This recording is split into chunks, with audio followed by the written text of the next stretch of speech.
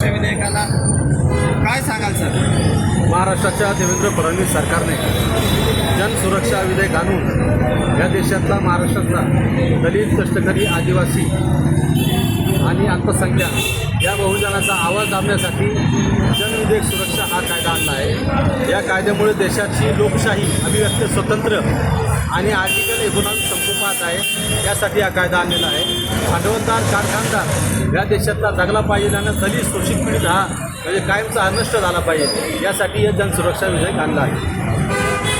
याचा भविष्यात तुम्ही कशा पद्धतीने विरोध करणार आहात? देवेंद्र फडणवीस सरकारला आमचे सांगणे आहे की जनसुरक्षा विधेयक हे कायदा रद्द झाला पाहिजे आणि शोषित पीडित म्हणजे लोकशाहीच्या माध्यमातून बाबासाहेबांना आर्टिकल 19 म्हणजे सांगितलं आहे. त्यानुसार हे भारताचं संविधान चालू आहे आणि त्यानुसार देशाची लोकशाही चालू असून आर्टिकल 19 सर्वसामान्यांना अधिकार दिलेला आहे. तुमची भूमिका काय राहील?